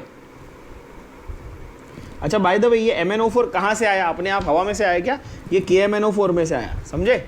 KMnO4 अच्छा ऑक्सीडाइजिंग एजेंट है, मैं बार बार कहता हूँ ना, पोटेशियम परमैंगनेट और पोटेशियम डाइक्रोमेट दो ही तो हैं अच्छे ऑक्सीडाइजिंग एजेंट, पता है ना ये चीज़, 1000 बार कह चुका हूँ, नहीं याद है तो याद करो। क्या बोला मैंने, मैंगनीज है ना, परमैंगन, ये परमैंगनेट है ना, MnO4 माइनस परमैंगनेट है, ये क्या करेगा, ये आयन को ऑक्सीडाइज कर देगा तो खुद क्या हो जाएगा, रिड्यूस हो जाएगा, खुद क्या हो जाएगा, रिड्यूस। अब मुझे ये बताना ज़रा दिमाग लगा के, मुझे ये बताना, अगर मैं इसके साथ में आपको ये कॉम्बिनेशन बता दूं कि भाई ये फेरस है, ये क्या है, फेरस, ये फेरस क्या बनने वाला है, ऑक्सीडाइज होके फेरिक, तो ये मैंगनीज क्या बनने वाला है, Mn2+ बनने वाला है। मैंगनीज का लोएस्ट वैल्यू 2+ होता है, हाईएस्ट वैल्यू 7+ होता है। तो यहाँ पर इस मैंगनीज की वैल्यू कितनी थी, +7, यहाँ पर इसकी वैल्यू कितनी थी बेटा, +2, है ना। समझ रहे हो कि नहीं समझ रहे हो, यानी कि एक आयन को, एक Fe2, एक फेरस को फेरिक तक पहुंचाने के लिए इसने कितना बलिदान दिया, इसने 5 का बलिदान दिया, है कि नहीं, है ना। और इजी हो गया, फेरस ऑक्सलेट बोला ना उसने, तो फेरस के हिसाब से तो मैं ये बता रहा था आपको ऐसा, है ना, और ऑक्सलेट बोला है तो उसको एक्चुअली आयन को नहीं, उसको ऑक्सलेट को ये करना है ना, तो ऑक्सलेट के हिसाब से तो मेरे लिए और इजी हो गया। पूछो क्यों, क्योंकि ये रहा तुम्हारा ऑक्सलेट का आंसर, देखो दिख रहा है, ये क्या है, देखो यहाँ पर MnO4 ने ऑक्सलेट को CO2 में कन्वर्ट कर दिया और खुद रिड्यूस हो गया, किया ना, देखो फिर से C2O4 में इसको रिड्यूस किया ना, बोलोगे हाँ। और यहाँ पर क्या था, गिनो, ये था ना इक्वेशन, चलो मैं ये इक्वेशन ले लेता हूँ सीधा उठा के, अगर मैं ये इक्वेशन ले लूँ उठा के,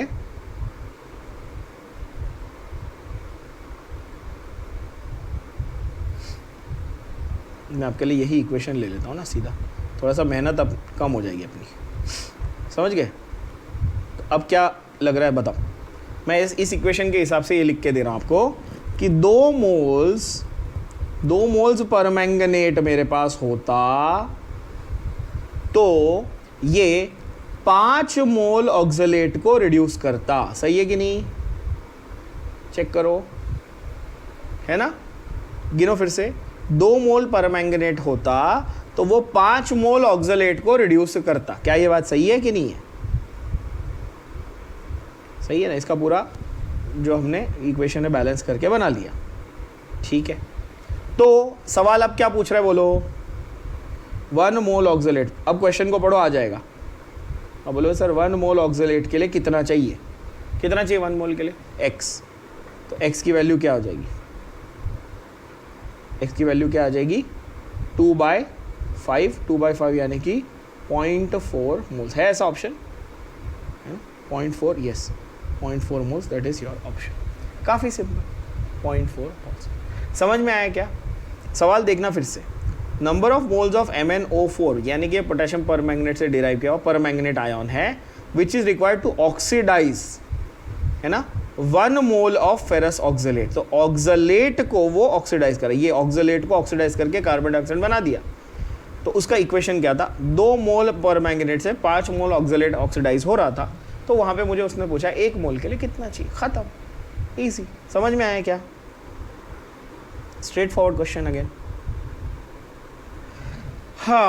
Which is the best description of behavior of bromine in the reaction given below? H2O plus Br2 gives HOBr plus HBr. Oh, nice सवाल, अच्छा, good question. कौन सी पिक्चर थी, Tanu weds Manu, good question, but your question hurt me. This question not hurting you, this question easy. देखो क्या बोलता है, water में और ब्रोमीन, यहाँ पर ब्रोमीन क्या था, 0 था बेटा, यहाँ पर ब्रोमीन क्या था 0, यहाँ पर ब्रोमीन कैसा है +1, यहाँ पर ब्रोमीन कैसा है -1। समझ गए, समझ गए, हाँ देखो देखो देखो देखो देखो देखो कैसा है, लिख के देखते हैं। मेरे पास HOBr है ना, और HBr है, सही है। अब बोलोगे सर यहाँ पे देखो हाइड्रोजन +1 होता है तो ब्रोमीन कितना है -1, सही है। मैं कैमरा हटाता हूँ, है ना, हाइड्रोजन यहाँ +1 है, ऑक्सीजन -2 होता है, तो ब्रोमीन बाय डिफ़ॉल्ट कितना हो गया +1। समझ में आया कि नहीं आया, है ना। तो यहाँ पर ब्रोमीन +1 है, यहाँ पर -1 है, और यहाँ ओरिजिनली एलिमेंट था, मतलब कैसा था 0।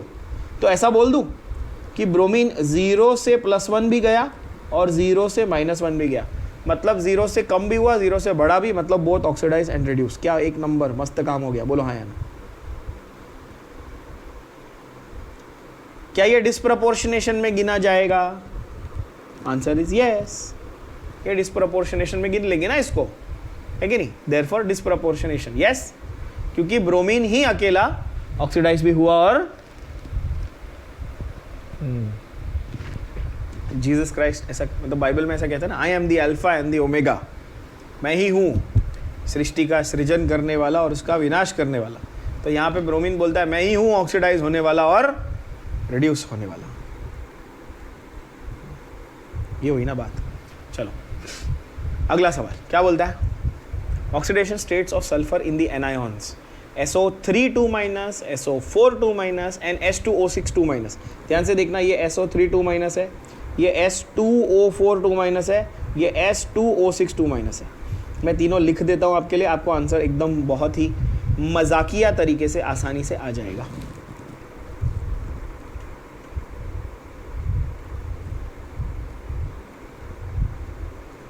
मैं इसलिए डिटेल में लिख रहा हूँ ताकि आपको ध्यान में रहे कि इसको एक्चुअली डिराइव कैसे करना है, ऐसा नहीं कि बस डायरेक्टली लिख दिया। हाँ, यहाँ पर बताओ इक्वल टू क्या लिखूँ, फटाफट बताओ। इक्वल टू सब में जो ऊपर चार्ज है वही लिखूंगा ना, इक्वल टू 2-। यहाँ पर सल्फर +3 ऑक्सीजन बोलो, यहाँ पर 2 सल्फर +4 ऑक्सीजन बोलो हाँ या ना, और यहाँ पर 2 सल्फर +6 ऑक्सीजन, यस और नो। ऑक्सीजन को क्या मान लेंगे हमेशा हम लोग, ऑक्सीजन का नंबर -2, तो यहाँ पर होगा सल्फर -6 इक्वल टू -2, तो सल्फर कितना हुआ +4 हो गया। यहाँ पर 2s -8 इक्वल टू -2, तो सल्फर कितना हो गया +3 हो गया। चेक करो कैसे, ये 4 ऑक्सीजन है ना, ये इधर गया +6 हो गया, ये मतलब +8 ओवरऑल +6 डिवाइड बाई 2, ये +3 हुआ। अरे बोलो आया ना। और लास्ट वाले में 2s -12 इक्वल टू -2, ये -12 इधर जाएगा तो सल्फर कितना हो जाएगा +5। समझ गए क्या?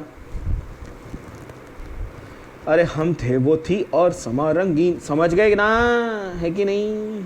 यस हुई ना बात। ये क्या हुई? तो आंसर होगा तुम्हारा सबसे कम किस में बताओ, सबसे कम H2O4 में, H2O4 बीच वाले में, इसमें है ना, तो H2O4 यानी कि ये रहा H2O4, फिर SO3, हाँ, फिर SO3 2- और लास्ट में H2O6 वाला, यानी option A is your correct answer. ठीक है, ध्यान से देख लो, लोएस्ट टू हाईएस्ट जाना है तुमको। इसमें क्या था तुम्हारा, इसमें तुम्हारा +3 था, इसमें +4 था, इसमें +5 था। मस्त सवाल, इजी। ए यार ये तो रिपीट हो गया ना, ये आंसर, ये क्वेश्चन देख के आंसर मार्क कर देना, समझे? ये क्वेश्चन आए तो इस क्वेश्चन को झापड़ मार के बेहोश कर देना, मतलब हट ऐसे। हाँ ठीक है, चलो अगला,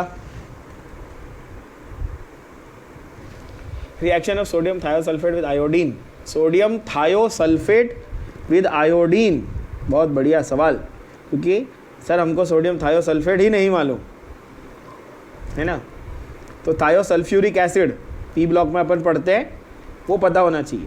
H2H2O3 तो सोडियम थायोसल्फेट क्या होगा, Na2H2O3, सोडियम थायोसल्फेट बोल दिया बस। मतलब हाइड्रोजन हटाओ, सोडियम लगाओ, कछुआ जलाओ, मच्छर भगाओ, वैसे यहाँ पे हाइड्रोजन हटाया, सोडियम लगाया। इसको किसके साथ रिएक्ट कर रहा है, आयोडीन। मैंने लगाया H2H2O3 था, मैंने हाइड्रोजन हटाया, सोडियम लगा दिया, है ना। ओके, अब इसमें से क्या बनेगा, ऑब्वियसली NaI बनेगा, ये तो कोई बात ही नहीं है, बनेगा कि नहीं, यस NaI तो बनना ही बनना है ना, ये तो इसमें तो कोई सवाल ही नहीं पैदा होता। और साथ में क्या बनेगा, साथ में बनेगा Na2S4O6, ठीक है।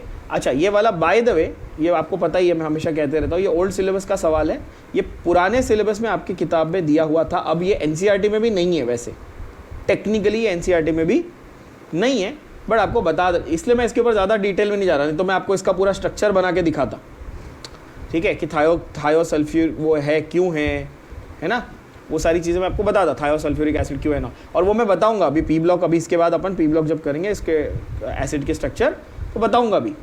इनफैक्ट पी ब्लॉक का डिस्कशन ऑलरेडी पहले एक बार हुआ है अपना, इसको रिवाइज कर लेंगे फटाफट। बट इसका जो नाम है, इसका नाम है, क्या नाम है इसका, सोडियम टेट्राथायोनेट, क्या नाम है इसका, ठीक है। ये याद रहता है तो ठीक है, एक बार देख लेना, नहीं याद रहता है तो उसके ऊपर माथा पच्ची मत करना, ठीक है ना।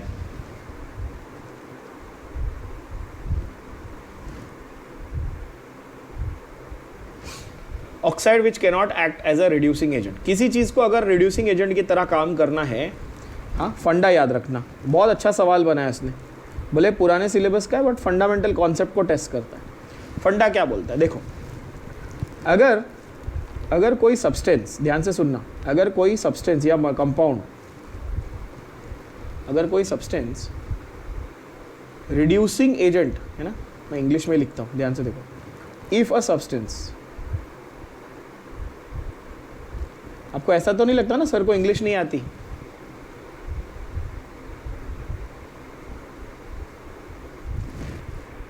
(23) है ना।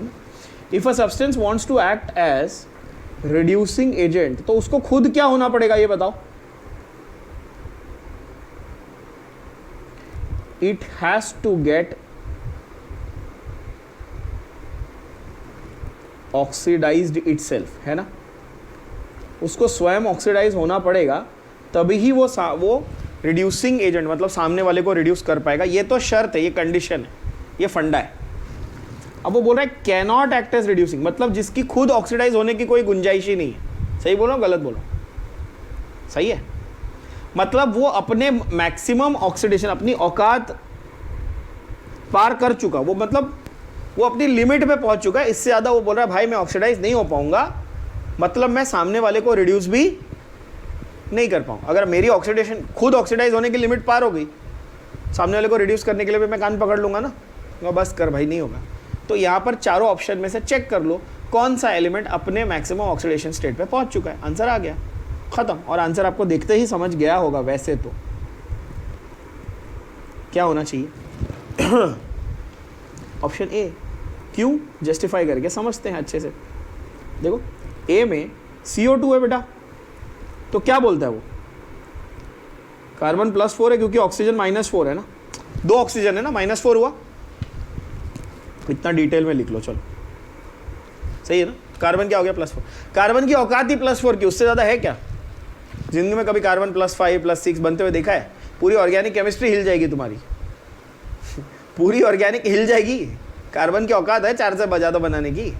नहीं, तो कार्बन +4 से ज़्यादा जा ही नहीं सकता। बट अगर आप यही क्लोरीन को कंपेयर कर लेते, चलो जस्ट फॉर फन, हाँ वैसे ज़रूरत नहीं है, बट जस्ट फॉर फन अगर आप क्लोरीन को कंपेयर कर लेते ClO2, तो बोलते सर Cl में ये जो है ये -2 × -2 हो सकता, मतलब -2 × 2 हो सकता था, तो क्लोरीन यहाँ पर +4 हो गया।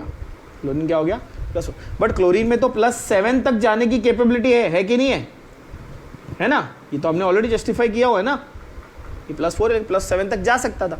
तो वो और बोलेगा ठीक है कोई बात नहीं, मैं मेरे पास और स्कोप है, +4 से +7 तक जा सकता हूँ, मतलब सामने वाले को तेरे को रिड्यूस करके जाऊँगा, समझा? बढ़िया सवाल। तो आंसर क्या है? Option A. वैसे आप बाकी का भी चेक कर लेना। NO2 में नाइट्रोजन +4 है लेकिन +5 जा सकता है। SO2 में सल्फर +4 है लेकिन +6 भी जा सकता है। जिसका स्कोप हो जाएगा। नंबर 24 क्या बोलता है? Which of the following serving as a reducing agent in the following reaction. ये तो बहुत आसान है। इनमें से कौन रिड्यूसिंग एजेंट की तरह काम कर रहा है? अच्छा, पहली बात, कौन रिड्यूस हुआ पहले उसको पहचानोगे? आप बोले सर देखो निकल यहाँ पे 0 था क्योंकि एलिमेंट था। ये जो है ना निकल है, ये क्या है? ये Ni मीन्स निकल है ना, और Ni2+ यहाँ पे क्या हो गया? तो ये तो ऑक्सीडाइज हुआ, 0 से +2 गया तो ऑक्सीडाइज हुआ ना। वो क्या पूछ रहा है? Reducing agent. जो खुद ऑक्सीडाइज होगा वो रिड्यूसिंग एजेंट होगा। अरे बोलो हाँ या ना, बरोबर ना? तो जो खुद ऑक्सीडाइज हुआ वो क्या होगा? Reducing agent. अच्छा, क्रोमियम यहाँ पे +6 था, कितना था? +6। यहाँ पे कितना है? +3। ये तो खुद ही रिड्यूस हो गया, तो खुद ही रिड्यूस हो गया। हाइड्रोजन यहाँ पर +1 था, यहाँ पर कितना है? अभी भी +1 है, कुछ नहीं हुआ उसको। तो कौन ऑक्सीडाइज हुआ? निकल। समझे क्या? पहली फुर्सत में निकल। हाँ, तो निकल वेंट फ्रॉम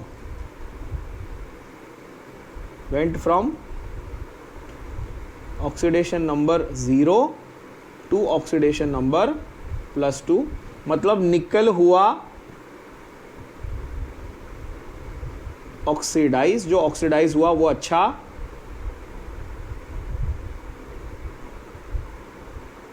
और वैसे भी मेटल्स अच्छे रिड्यूसिंग एजेंट होते हैं। ये तो स्कूल से पढ़ रहे हो, 5वीं क्लास से, बताइए, है ना? लास्ट 2 क्वेश्चन खत्म करते। H4IO6- इसमें आयोडीन, ये तो इजी है।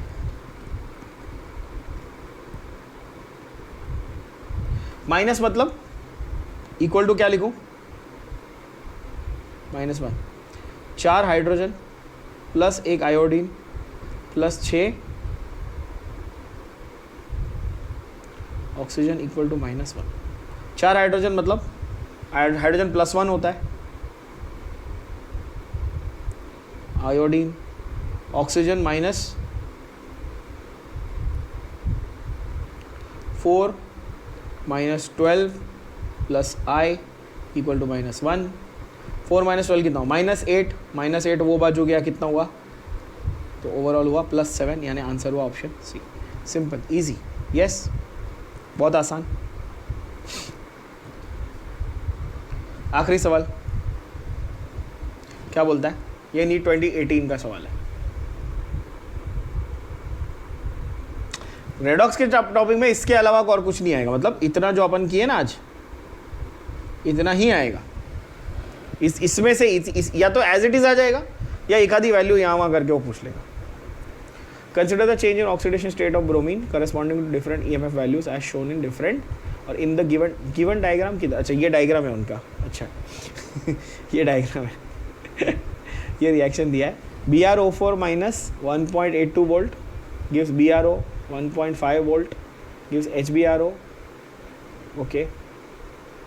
फिर 1.595 वोल्ट गिव्स ब्रोमीन, फिर 1.0652 volt which is the species undergoing disproportionation. सवाल तो अच्छा बना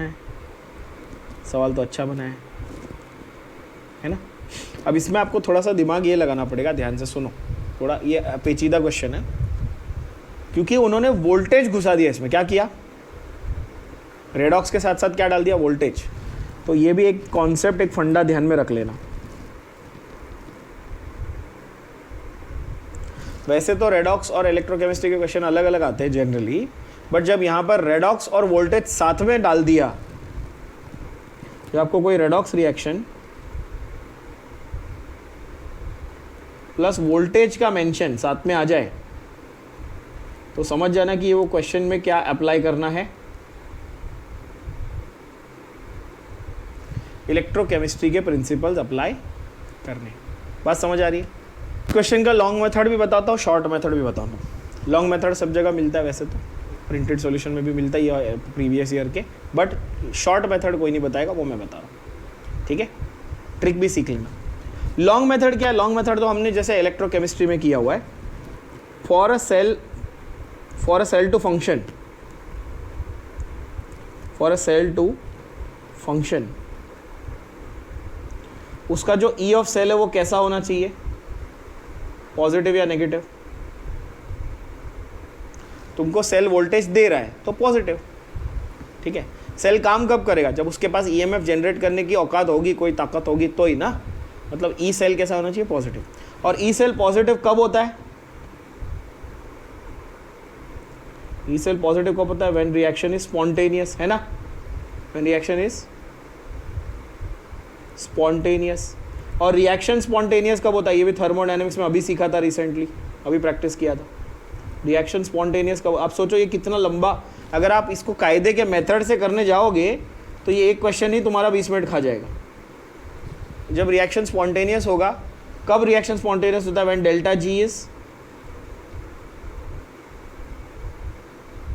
negative, when delta G less than 0 होता है तो रिएक्शन कैसा होता है? स्पॉन्टेनियस होता है। तो क्या यहाँ पर मुझे हर एक ऑप्शन के लिए ए बी सी डी, हर एक ऑप्शन के लिए n F E of cell, ये जो फॉर्मूला हमने किया था ना, ई ऑफ डेल्टा जी का फॉर्मूला याद करो, इलेक्ट्रोकेमिस्ट्री में कराया था, minus n F E of cell, याद आ रहा है? ये वाले फॉर्मूला पे हर बार ये जो वैल्यूज़ दी हैं, जैसे अगर समझो मैं BrO4 बोलूँ तो इसकी ये वैल्यू के हिसाब से यहाँ पर रिप्लेस करना है, BrO4 टू BrO, इस रिएक्शन को करके देखना है, n की वैल्यू निकालनी है, ई ऑफ सेल को यहाँ रिप्लेस करना है, फिर चेक करना है डेल्टा जी पॉजिटिव आया कि नेगेटिव आया, तो पागल हो जाओगे। फिर दिस टू दिस रिएक्शन लिखोगे, समझे? ये वैल्यू को यहाँ सब्स्टिट्यूट करोगे, चेक करोगे डेल्टा जी पॉजिटिव आया नेगेटिव आया, समझ रहे हो? तो आपको हर बार एक एक बैठ के चेक करना पड़ेगा। तो ये मेथड सही है जिसमें डेल्टा जी की वैल्यू माइनस आ रही है, वो रिएक्शन स्पॉन्टेनियस है, तो वो वाला रिएक्शन होगा, जो नहीं है वो नहीं होगा, है ना? वैसे आपको एक एक रिएक्शन चेक करना पड़ेगा। ये लॉन्ग मेथड है। शॉर्ट मेथड क्या है? ट्रिक क्या है? ध्यान से सुनना, बहुत प्यारी मज़ेदार ट्रिक बता रहा हूँ, चेक करना। मैं जो बोल रहा हूँ वहीं पे समझना, उधर ही पहुँचना जहाँ मैं पहुँचा रहा हूँ, अलग रास्ते मत निकल जाना। ध्यान से सुनना। जब तुमको ये वाला कंपाउंड क्या BrO4 माइनस से BrO माइनस बनाना है, वोल्टेज क्या है? 1.82, समझ रहे हो? वोल्टेज क्या है? 1.82। BrO माइनस से HBrO बनाना है, वोल्टेज क्या है? 1.5, ठीक है। HBrO से ये बनाना है, क्या वोल्टेज कितना है? 1.595, ठीक है। और HBrO से BR2 बनाना है तो वोल्टेज इतना है, और BR2 से यहाँ तक पहुँचना है तो वोल्टेज इतना है ना। और सवाल वो आपको ये पूछ रहा है, माइनस नहीं है, ये सब माइनस चार्ज ये इस पे, वोल्टेज एक भी नेगेटिव नहीं है, वोल्टेज सारे क्या हैं? पॉजिटिव है। अब सवाल को प्यार से सुनना, मैं प्यार मोहब्बत से, क्या चाहिए ये ट्रिक है समझना। क्या? डिसप्रपोर्शनेट, मतलब कि जो भी मटेरियल है उसका बैक रिएक्शन भी होना चाहिए, फॉरवर्ड रिएक्शन भी होना चाहिए। डिसप्रपोर्शनेशन मतलब समझ रहे हो ना? रिडक्शन भी होना चाहिए और ऑक्सीडेशन। तो ये और ये मैंने पहले कैंसिल कर दिए, बोलो हटा दिए। क्यों?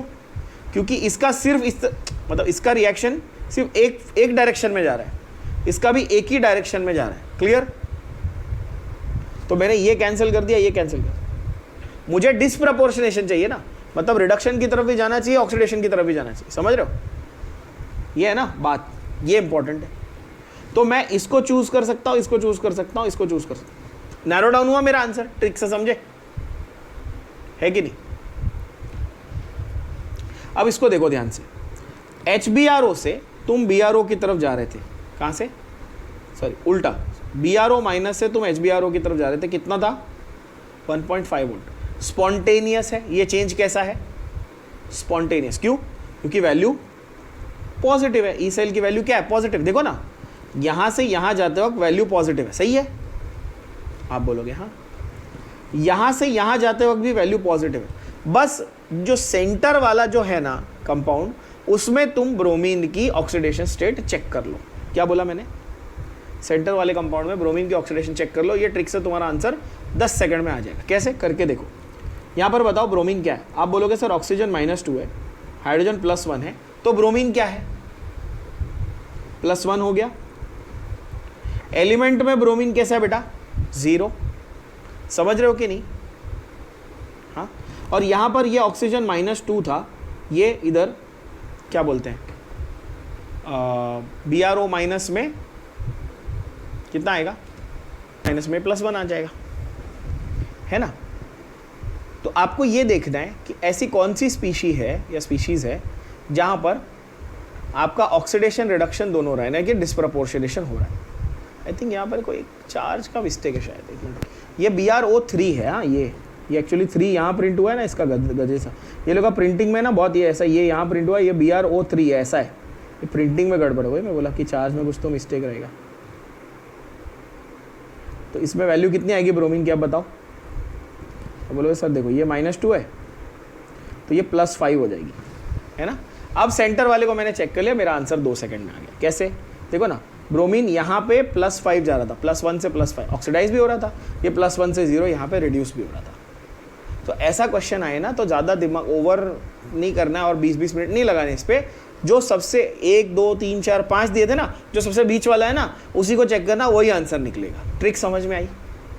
क्योंकि जो बीच वाला है उसको इक्वल चांस है ना दोनों साइड रिड्यूस होने का, ऑक्सीडाइज होने का। समझ गए? जो एक्सट्रीम्स है उसको तो मैंने पहले रिजेक्ट कर दिया, है ना। जो बीच वाला है उसकी वैल्यू चेक कर लेना, वही आंसर निकलेगा। तो आंसर क्या आया? आंसर आया ऑप्शन डी, यानी कि HBr। बढ़िया, समझ में आ गया क्या? अगर आप इसके लिए NFE ऑफ सेल यानी ΔG निकालना चाहते तो आप कन्वर्जन रिएक्शन लिखते ऐसा और ऐसा, फिर दोनों रिएक्शंस का ΔG निकालते और चेक करते दोनों का स्पॉन्टेनियस आ रहा है या नहीं। यस, तो दैट इज ऑल रेडॉक्स। इतने क्वेश्चंस प्रैक्टिस कर लो रेडॉक्स के, मोर देन इनफ। अगला टॉपिक अल्कोहल फिनॉल या HDA, दो में से एक करेंगे। HDA alcohol phenol aldehyde ketone. HDA के कुछ क्वेश्चंस डिस्कस किए हुए ऑलरेडी, वीडियो है ना। तो अल्कोहल फिनॉल AKC पहले करते हैं, फिर HDA करेंगे थोड़ा, क्योंकि HDA के ज़्यादातर क्वेश्चंस तो ऑलरेडी डिस्कस्ड है। ठीक है, तो पढ़ते रहो, बढ़ते रहो, प्रिपरेशन करते रहो, टाइम पास मत करो।